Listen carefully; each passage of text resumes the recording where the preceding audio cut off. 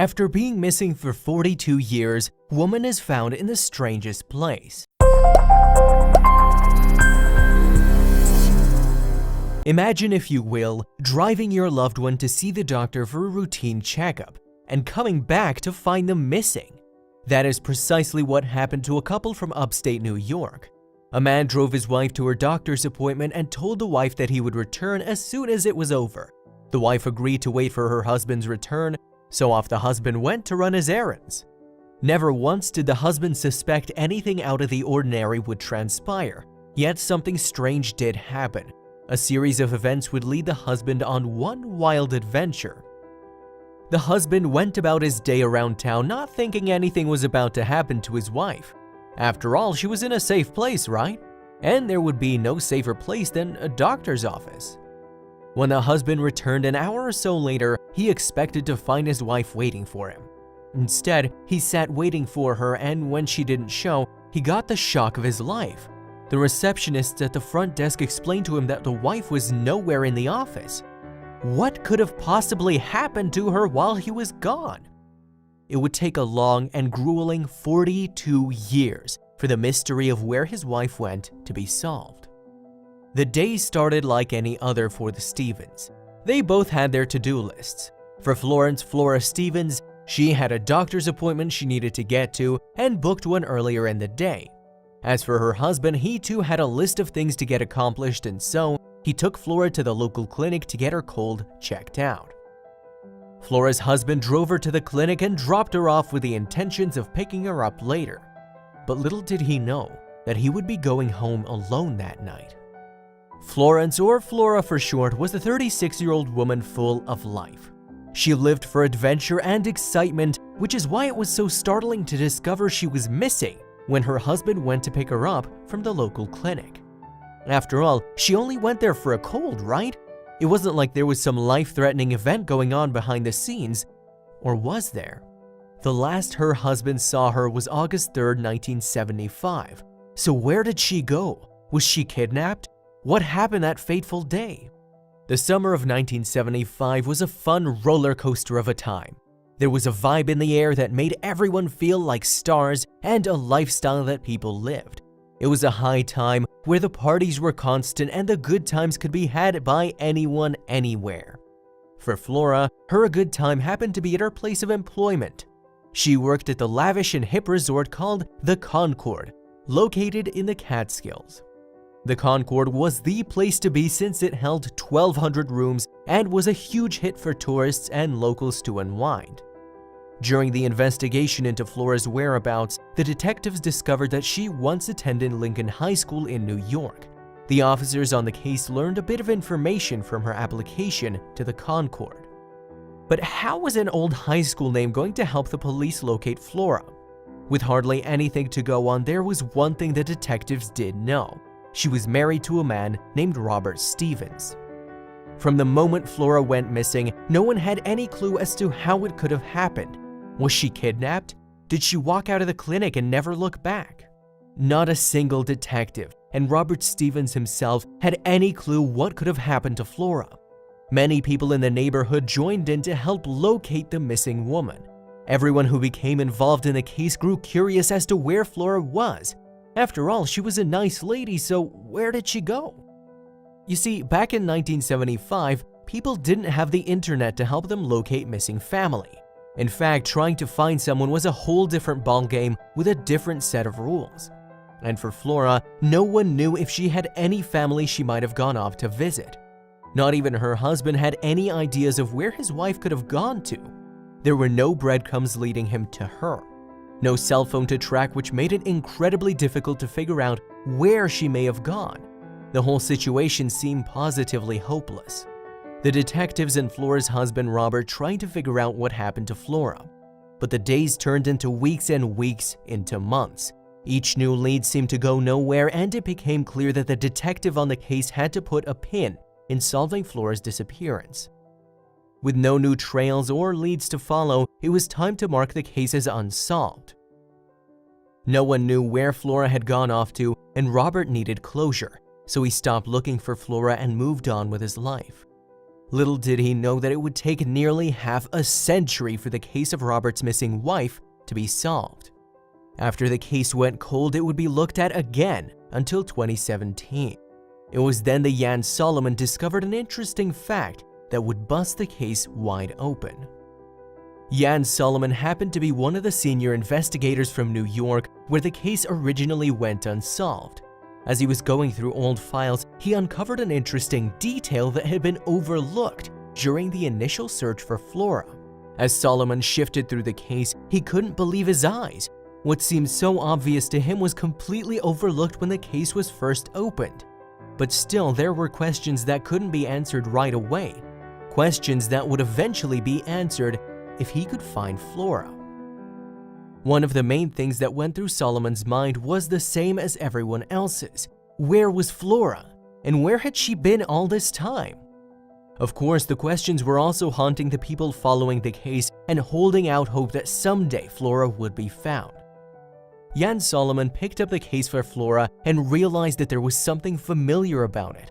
As he continued to look over the evidence, he found something that he believed solved the case. Jan Solomon was hesitant to break the news to friends and loved ones about his discovery that tied to Flora.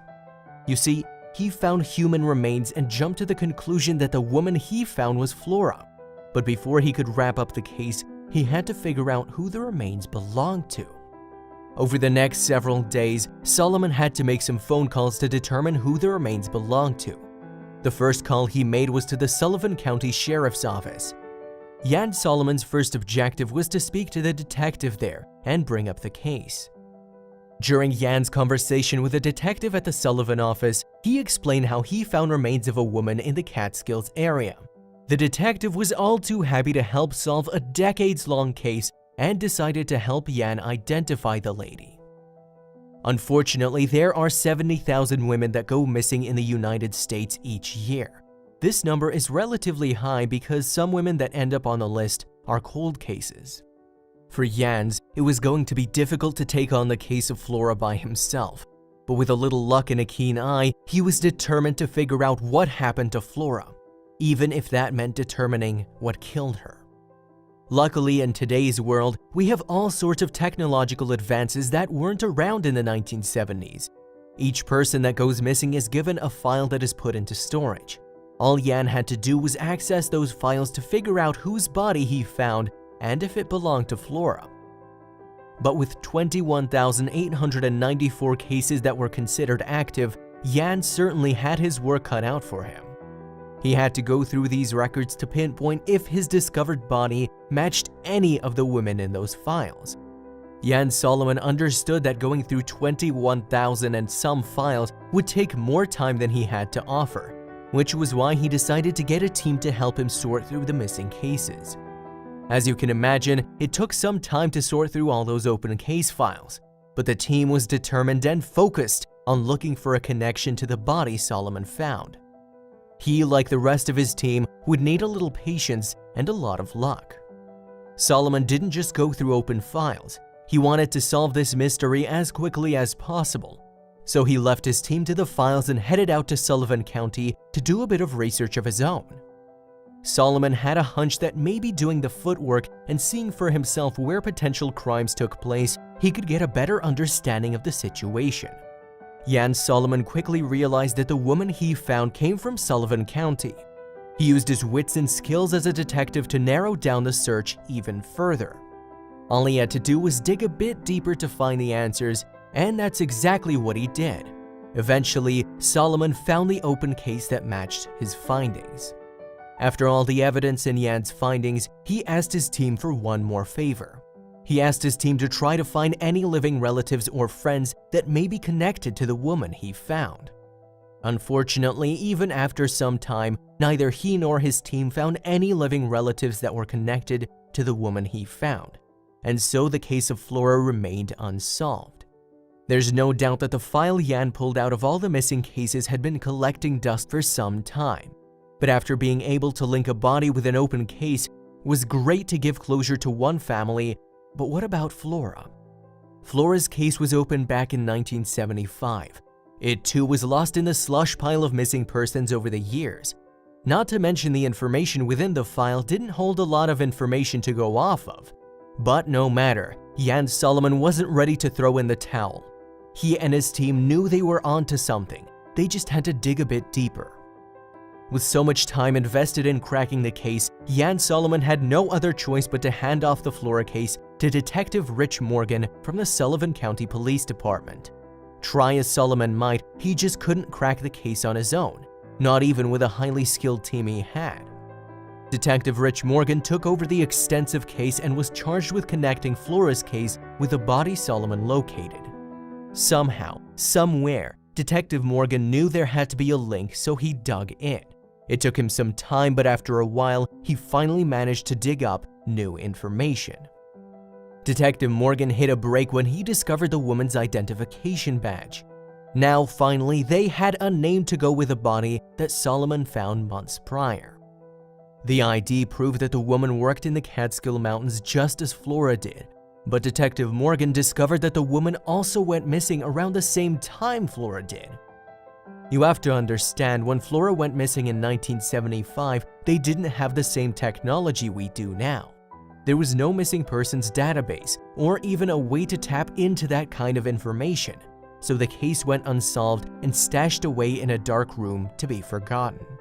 However, with the diligence and determination of both Jan Solomon and Rich Morgan, Flora's case wouldn't be left alone. They were going to get to the bottom of it one way or another. With a cold body of one woman and a missing person, the case just kept getting stranger and stranger. It didn't take Detective Morgan to realize he was onto something big. The more they dug up information about the Catskill Mountains, the more they started to realize that something sinister was going down there. After all, with one woman dead and the other missing since 1975, chances were that sooner or later, Flora's body should be found too. But in order to figure out where Flora was, Detective Morgan had to keep digging for information if he was going to crack the case. What would you do if you discovered your loved one was missing? Would you search to the ends of the earth to find them? For Flora's husband, that was precisely what he did. He never stopped looking for her after that fateful day he dropped her off at the clinic. No matter how long it took him, no matter how far he had to go, Flora's husband Robert was just as determined as the detectives to find her. But things wouldn't be so cut and dry for Robert. As days turned into weeks and weeks into months, with no sign or further clues as to where Flora went, Robert started to lose hope.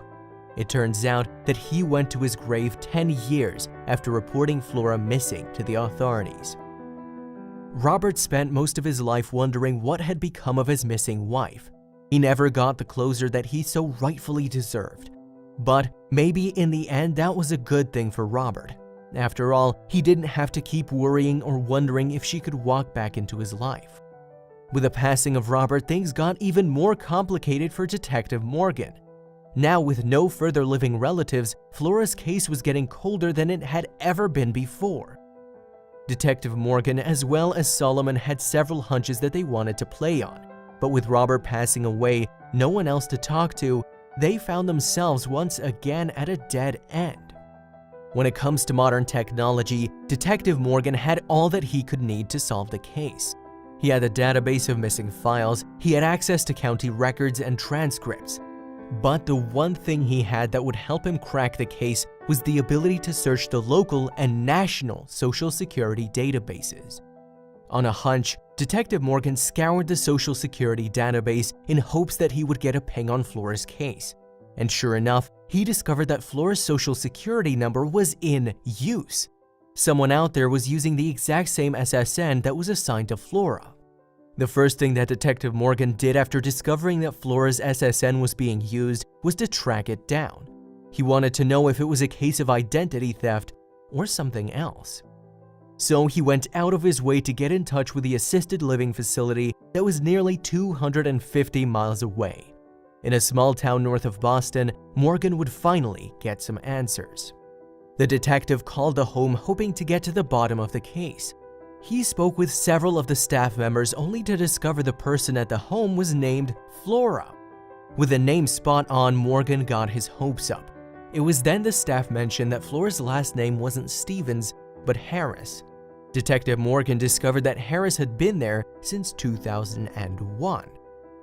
For Detective Morgan, the Flora case was getting weirder and weirder. He knew that the chances of Flora being alive were slim, but to have found someone pretending to be her would be worth a trip to the assisted living facility. This is exactly what Detective Morgan did. He drove down himself to ensure that who he was dealing with was in fact Flora. After all, the case had been open for so long, he wanted to see it closed. And coming to see someone with the same first name and birthday but a different last name was all too coincidental. In order to be absolutely sure, Detective Morgan took a colleague with him to the assisted living north of Boston. He wasn't taking any chances in cracking this case. But when they finally got to the place, Detective Morgan and his colleagues were shocked to discover a new clue to this already baffling case. They brought with them a photo that only the real Flora Stevens would recognize. As the detectives spoke with the old woman at the nursing home, they were amazed by her answers to their questions. But it was what she said after being shown the picture that went with her work ID at the Catskill Mountain Resort. When shown the picture, she clearly pointed herself out, exclaiming that it was really her. But what was even more extraordinary was her ability to point out her ex-husband Robert. It was then the detectives knew beyond a shadow of a doubt that they'd found Flora Stevens. Unfortunately, Flora wasn't able to fill the detectives into what happened the day she disappeared. Most of the facts had slipped away and lost to dementia. Granted, the detectives were thrilled to have solved a case. It still wasn't solved due to lack of information. Although Flora was alive, her memory was so far gone that she couldn't give them any further details. According to Detective Morgan, who spoke with Flora, he wasn't entirely sure how everything happened. In fact, even after so many years, they still didn't have a clue as to why she ran or if she was kidnapped. And due to her situation, they'll never get an answer. The detective believes that poor Flora may have experienced psychiatric issues that led her down the path of running away. Even Flora's caregiver Mbava couldn't really fill in any gaps. All they could piece together was that Flora had a really bad marriage and was in an abusive relationship a long time ago. For those working the case, many of them believe that Flora took the opportunity and ran from the relationship as soon as she could. Some have pointed out how easy it could have been for her to grab a bus ticket and skip town. When you really think about it, Flora's story is a lot like the movie Sleeping with the Enemy. She bolted from a bad relationship, and luckily for her, she wasn't found until later in her long life. As for the detectives, they know that their answers can be found in Flora's memory, but that they will never really be able to put the case to bed. Flora's caretaker Mbava had been with Flora for a long time. When questioned by the detective, he shed a bit of light on the situation by saying how Flora didn't want to be found. He also went on to express how he could tell a lot happened to Flora earlier in life. It was clear by Flora's demeanor that she had been through a lot, and when she had a chance to bail, she took it. One thing is known about Flora. She hails from Yonkers, and her catchphrase happens to be "home of your business." According to her caregiver and others who have spent time around her, this is her go-to saying, and she's still sticking with it. As for the detectives, they were happy to have closed the case of Flora Stevens, saying how it was a neat feeling. But above all, they're happy to know that Flora is safe and lived a long and happy life. Sullivan County was able to close the case on Flora, despite the fact that all this time they were searching for Flora Stevens and not Flora Harris. Still, they deserved it, due to how many man-hours and years it took to solve it. According to the sheriff makeshift, it's not every day that they solve 42-year-old cases. The fact they were able to hunt down Flora and find her still alive was a great feeling. If only all cases had such happy endings. While it may have taken 42 years to find Flora, the detectives solved more than one case. They figured out who the remains Solomon found belonged to, as well as what happened to Flora. The most important thing is that Flora was safe and sound. When the detectives left Flora, she simply gave them a smile and a wave and wished them well. Surely it was a happy ending, and the happy ending that the detectives were hoping for.